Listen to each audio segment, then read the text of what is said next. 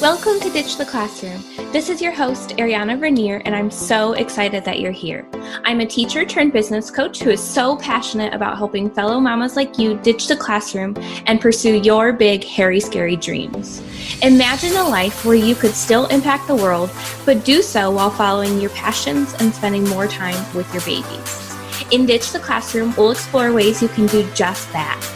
Myself, guest experts, and amazing teachers who have also built a successful business will share tools, tips, and resources to help you ditch the classroom too. Are you ready? Here we go. All right, everybody, welcome back to the Ditch the Classroom podcast. We have a super special guest today. We have Dawn Marie. She's a chaos coordinator coach for moms overwhelmed with busyness of life, and they're looking to live a healthier and productive life. So super excited to have you on and just welcome. Thank you, Ariana. I'm so honored to be on your podcast and kind of share a little bit about me and such with your audience. Perfect. Well, thank you. So I like to just start off these episodes to have you share a little bit about yourself, what you're doing, and just let the listeners get to know a little bit about you. Yes. So for those of you that don't know me, which is probably everybody, I am a mom married to a sweet farmer, my soulmate that way. But we live in rural Iowa and we have 3 little girls. Aww. And I also still work corporate alongside with kind of doing my passion project. I kind of like to call it, instead of saying a side hustle, just because it truly lights me up and makes me feel fulfilled, because I am one of those that is almost like a thrill seeker, that I just like to be busy and like to have more. And that's kind of what started my passion project. So yeah, a lot on my plate, but it's fun and I wouldn't want it any other way. Yeah, you do have a lot on your plate. 3 girls. How old are your girls? 9, 6, and 3. Wow. That's amazing. Yes. So we're starting, the activities is starting to pile up, but yet we still have, luckily one not in school yet, that, she's the easy one per se, but yet she's probably the craziest. So it's fun. Yeah, my daughter's just getting into toddlerhood. And so I can't imagine having all 3 on top of that. That's awesome. Yes. So with 3 young kids of your own, how have you been able to work full-time and start a business of your own?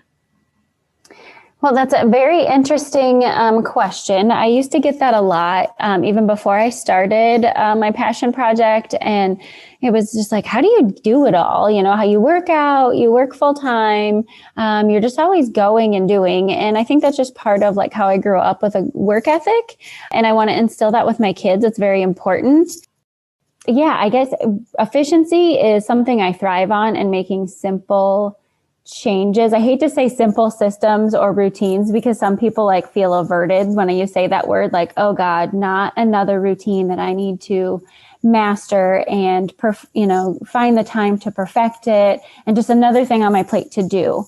So for me, it's very much having boundaries and trying to be efficient with my time as much as possible. So with my meal planner guide that I would love to share with your audience, so they can hopefully get this too, is taking some stress off your plate is huge. So like I said, as much as it can feel overwhelming to learn a new skill on top of, starting a business is loaded with a bunch of new skills, it's so important, because then we can be present with our family and have more focus on that business on the side too. So my meal planner guide kind of spurred because, my backstory is I had cancer about 6 years ago. Oh, wow. When my second daughter was 4 months old. I had papillary thyroid cancer, and we just caught it at a well baby checkup. And luckily it was the best kind of cancer you can get, is what my doctor told me, which I'm you ended that sentence with cancer. So I don't know how I feel if that's lucky, but I honestly feel blessed that I did get it, because it was an eye opener and awakening for me to dive into a lot of things I was never confident about. And so I thought, well, this is it. And, did a lot of deep diving. And I don't know if it's something in your 30s too, that you kind of just migrate to, that you're just wanting something more and to feel more fulfilled. That's the kind of the journey that I was on. And so to kind of wrap it back into the meal thing, after having cancer, I'm like, well, I was perceived as healthy. I looked healthy on the outside. How did I get cancer? And I had at the time 2 very small children. And I'm like, I couldn't imagine, just being blind or a miffed to what I was giving my children that might be causing them cancer. So if there's something that I can control, I want to do the best I can. So I dug into the research.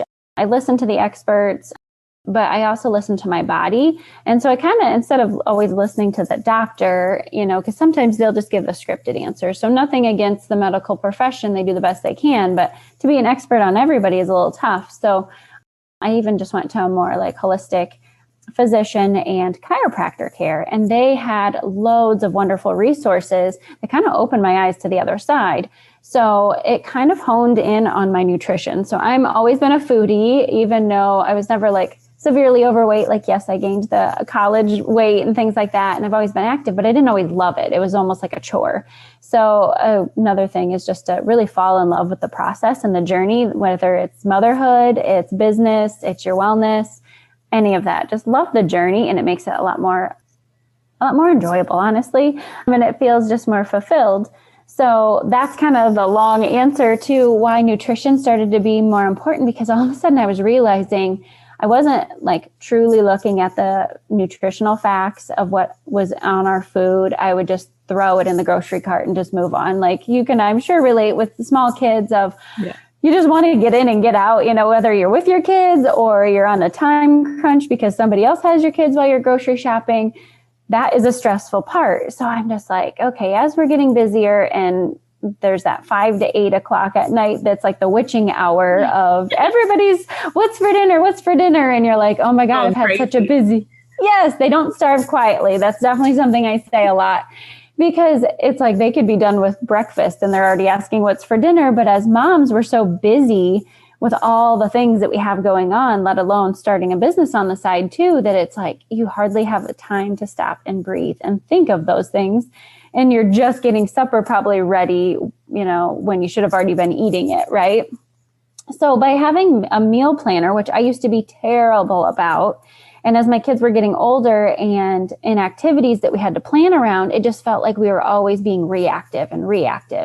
And so finally I had like a pep talk with myself, and I'm like, Dawn, you figured out calendar schedules. You can figure out other things. Why can't I get this figured out? So my meal planning guide that I want to share with your audience, that totally does that, because I've broken it down to simple 7 steps to start slowly. Because as moms, it feels like we overload ourselves with so many things that, oh my gosh, we're going to just change and be like this business owner and going to be like the CEO and making all this money right at once, right? And that never seems to work out. Like then we fail because we've just put all this pressure on ourselves to do all the things at once. So with this meal planning guide, it's more of easing into it. So yeah, I'm excited to share more about that. But yeah, it's been a game changer for us personally. And so then I have the bandwidth and time to work on my business too, because I'm not constantly in stress reaction mode. Yeah. So that's been a huge time saver.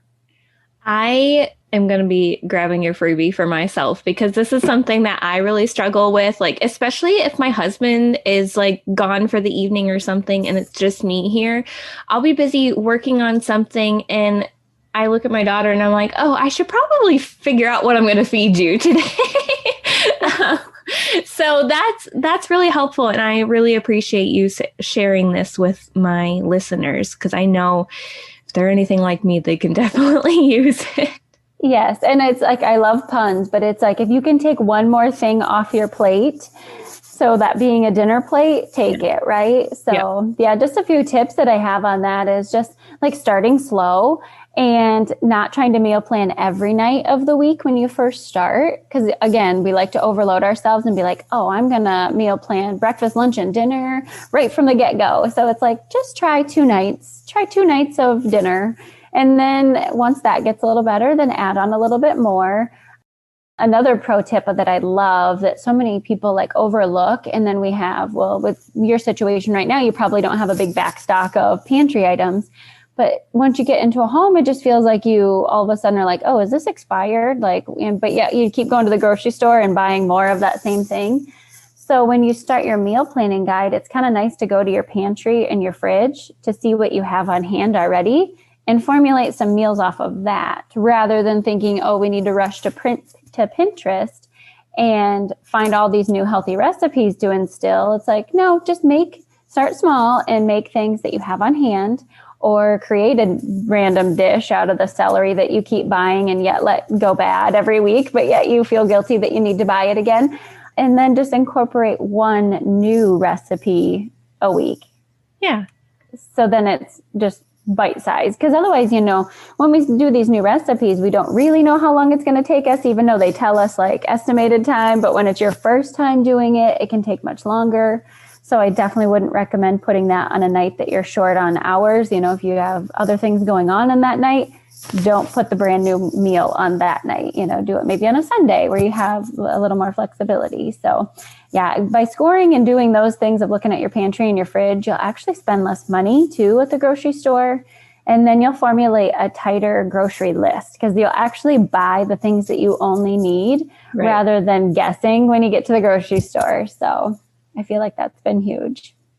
Yeah, I think your tip of starting small and starting out with only like meal planning 2 days a week, because some days you're going to have leftovers you can use up. You don't need to do every single day.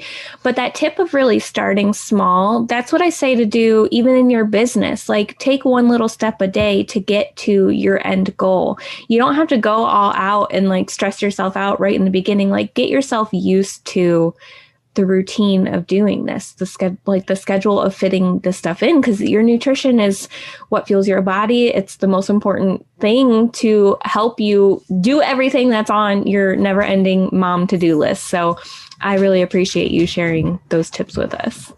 Absolutely. Yeah. And you nailed it right there. There's a never-ending to-do list. So our nutrition is that core value right there of it takes that to make energy. So if we're constantly depleting ourselves, then we just have nothing left. And then we'll wind up feeling like a failure as a mom and a wife, and then as a failed business owner. And we don't want to feel that way. Like we have more self-worth than we give ourselves credit for. So just by simply starting small is literally the best step you can take. Yeah, I agree. So I know I struggle a lot with mom guilt with my daughter. Like I'm trying to work, I'm trying to like keep her entertained. Like how do you find that balance? How do you manage the mom guilt? Yes, that is something very huge. And I don't think it ever really goes away. It's just more of like appreciation and kind of like what I said about your self-worth, If you're, even providing meals for your family that are more intentional to try to sneak in some veggies and a few less boxed items, then you can feel good about yourself that you're like positively impacting your children's health. And the bigger thing is you're teaching them good habits without forcing it down their throat of you need to do this, you need to do that. They're learning it from you so that you're being a good role model. So I think that helps me take some of that guilt off when I need to balance things here and there, which balance is a tough word with a mom. It's more just be present in each moment. But that is a huge thing where I'm like, I know with the meals that I feel good about that I'm teaching them a good life skill to adapt. And then with my business, I feel like I'm showing my 3 young daughters that you can be both. You can be a mom, you can work on the side and have a corporate job that helps with the benefits. But just because you have a passion doesn't mean that you don't have to pursue it. So one of my daughters really, really wants to be a teacher in the worst way. And it's just funny because I met with some other educators like yourself of, like she just sees it as a teacher that's in the classroom. And so she's 9. And so I'm like, I don't want to steer you away from this because that's great. Because she's like, well, Mom, I don't really want to do what you do and teach people online. I want to see them face to face and things like that. And I'm like, well, you can be both. You can have, maybe an online course that you offer to kids that need help in the summer, or even face-to-face things in the summer. I'm like, it's just opening up to those other opportunities. So I'm hoping that she's learning that skill in her brain of seeing all the possibilities rather than such narrow scope of it has to only be that one thing and you have to fit in this certain shape. You know what I'm saying? Yeah, definitely. So yeah, I'm just hoping that my kids see that, by me pursuing my passion, that gives them the motivation and empowerment to do the same thing in their life, because I was such a shy and insecure kid growing up and then through school and stuff like that. So I never in a million years would have thought I'd be in the position that I'm in now to kind of speak up and, say my thoughts to people. So I just hope that I'm showing them that. So that kind of balances the time that I have to be away from them sometimes, but it justifies that of, okay, well, if we want these things, or if we want to do these things, well, mommy has to work. So it's really no different than when I have to leave and go to my 9 to 5 and take them to daycare or school. It's not that mommy loves you any less. It's just that, okay, we eat, sometimes we have to do those things that we don't love, but at the same time, it's worth it in the end, or we get this out of it, or we feel good about doing it because we're helping other people. So I really try to bring them in on those decisions and thought process, just so then they don't feel like mom's just working all the time, or mom just has the computer in front of her all the time. So then hopefully they understand, and it makes me feel less guilty by explaining it, even though, at 3 and 6 and 9, they might not always get it. But that's the goal, right? We're just all doing the best that we can. Yeah, you're instilling those values in them now. And I mean, I think as moms, our goal is to just raise strong, confident children who just believe that they can do anything. So I like how you framed it of, instead of like feeling guilty for working on your business, like showing them like, I'm doing this for you so that we can do these other things like family vacations, all these different things, just showing them that you're following your passions and giving them like a better life. So I love that. Thank you. Perfect. So what are some tips that you can share with listeners that are looking to make some healthy changes in their life without taking up a lot of time? Yeah, to kind of stick with that meal plan. And, I feel like nutrition is always that base. So if it's like we're running on E and we're not filling ourselves up, then, we're setting ourselves up for failure at other places. So I'll kind of stay on that same train of thought of just, like when you're grocery shopping, flip over the package if it has to be prepackaged or whatnot. It seems like everything has a label, even our milk these days. So instead of just looking at the nutritional facts, go down and save yourself a lot of time of worrying about calories and fats and look at the ingredients. That is the quickest way to get in and out of the grocery store. Because I always think back on like when I used to be on like a Weight Watchers plan, like diets aren't a lifestyle, it's temporary. But I would spend so much time because back in the day, they didn't have an app. It was like you had a little calculator and you had to convert all these things on the label into points. So then I had to see if I could like eat them when I was in college. And it's like, you feel like you're at the grocery store forever, or you're just like staring in the aisles like, oh my gosh, I'm so overwhelmed. You don't know what to do. So that's one great tip to eat healthier. So if you know what those ingredients are, and the fewer the ingredients, the better. But it'll get you in and out of the grocery store a lot faster and not add more to your plate. So perfect. Very easy, very tangible step to do. That's one thing that we definitely cover in my signature course too, of just food education is so important. So then we have that energy and then you kind of get confidence around food, because food can be overwhelming. It's a battle. And so it's not just us eating it. Like we talked about before, we're being an example for our kids too. So we're constantly eating out of a box, then, like I was in that era of, we grew up on Hamburger Helper and you just thought that's what it was and whatever. But as we're being more conscious consumers, knowing what's in our food is very important. So. Agreed. So you have your meal planner guide, which for everybody listening, I'm going to be dropping the link for that in the show notes. So you'll have access to that. And you just mentioned a course that you have to help people with their nutrition. Can you talk a little bit more about that? Yeah. So I offered it before the holidays, just to kind of kick it off. And it was so great. It's a group coaching course. I teach live. So then it's nice where it doesn't add more to your plate of, now I have homework and all of these things to do. We do it in real time and teach it together kind of thing. So you can ask in real time questions. And then throughout the week, because we would meet weekly, then you can implement and try it out. And so then when you come back the next week, you could have questions of, okay, this went well, this didn't, or I wasn't quite sure on this. And we kind of dive in deeper there. So yeah, it's really maximizing like your health and wellness goals and putting it on a map type of thing. And rather than just loosely saying, I notice as women, we do this a lot of like, yeah, I hope to get healthier. Well, that's not a very specific goal. So how do you ever know when you get there? So it's been really fun to work with women, and it builds up your confidence and feel good in your own skin. And it feels like you can tackle more of your other goals. Once you kind of get your health under control, then that's not such a stressor. It's just a way of life. It becomes a habit. And then you can go tackle on the next thing and the next thing. So yeah, it's been very rewarding. So if anybody is interested, they can follow me at dawnmarie.co as I launch that again. Awesome. And I will make sure to include all of your links again in the show notes so that everybody can check out all of your content and get to know you more, become your best friend. We'll definitely have all of that in the show notes. Thank you. Yes, it's so fun on social that we get, COVID hasn't been the greatest, but social is always great because then you can get those like real connections, and it's fun to meet other people. So yes, I look forward to meeting more people in your tribe. Perfect. So this is a question that I like to ask every guest I have on the show, and I just love to hear what y'all have to say about it. So if someone wanted to start their Ditch the Classroom journey, but they just felt too overwhelmed to start, what would you say to them? I would say to follow your passions until they fill that void, almost like with food. If you say, oh, I know I'm not supposed to have that cookie, and so then you try to eat an apple instead, you're going to eat a bunch of other apples and other things when you could have just had the cookie and saved yourself a lot of stress.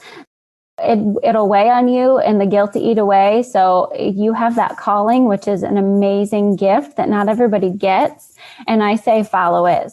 As busy as you think you are, as you think it's probably not the right time to do it, that probably is the best sign that it is. And just follow your heart and everything will come into place like it's supposed to. It's crazy to think about when you're in that like chaotic mind space and overwhelmed, especially being a mom. And if you're trying to leave, the classroom, just to like step away from that it's huge, but it's so fulfilling and rewarding. It's almost like crossing over to another side of joy in life, which we only get one. So it's like, yeah. And another thing with that is a lot of times people say they're worried about what other people will think about them. And that's another reason why people kind of hold back. And yeah, same thing. Just follow your passion, because then the right people will follow you. And those other people need to hear from you. Those naysayers, they'll finally get over it and they'll get out of your way. But the world needs to hear your voice. Yeah. Something that I always say is God, if there's this purpose placed on your heart, like God didn't give it to you just to taunt you, like you're meant to pursue that. So even if it's just taking like one little baby step a week, like you should be working towards that purpose if that's what's really on your heart. Absolutely. That's perfect. I love that. Awesome. So we have your Instagram where everybody can connect with you, and that is dawnmarie.co, correct? That is right. Perfect. And then also your website, which is dawnmarie.co as well. And then you have a Facebook community? I do, yes. I have a group of women that I call like my VIP mental edits group, because I have a blog. Just a nice private community where we can kind of inspire each other and share struggles that are going on with wellness or momhood. And it's just a nice protected community to share. I just love seeing that grow with other ideas that come in, because we can get so stuck in our own head. So it's just nice when you have like-minded women in a group that are going through those same things. And so when you might be at a low, somebody else might be at a high. And so they can share some insight and vice versa. So it's been really fun to watch that grow and see people connect in there. So yes, that's my VIP Mental Edits group on Facebook. That's awesome. And again, I'll have the link in the show notes. Super great resource for all of the women listening. Well, it has just been such a pleasure to have you on today. I am so grateful for all of the nuggets of wisdom you've given everybody about working through the mom guilt, being more conscious of what we're feeding ourselves and also our children so we can just raise these strong, independent, beautiful little souls. Thank you so much for coming on today. Yes, thank you. And thank you to all your listeners. I have such appreciation for educators and what you do, because I was never born and meant to be that. And so, especially during these times, it is definitely tested, but you make a huge impact to all those little people that are in your lives, and especially the parents. So thank you. Yes, teachers are phenomenal. Yes, they are heroes. Yes. Thank you guys so much for tuning into today's episode, and I hope you have a great rest of your week, and we will see you next Tuesday for the next episode. Bye, guys. Thanks so much for hanging out with me today. Before you go, make sure you take a minute to subscribe to the show, leave a rating and review, and check out the show notes for a free gift to help you ditch the classroom. If you loved today's episode, can you help me share the message by taking a screenshot, tagging me on Instagram @ariana.vernier, and sharing it with your friends so we can help more mamas ditch the classroom and follow their dreams. Until next week, y'all, keep following the dreams that were placed in your heart so you too can ditch the classroom.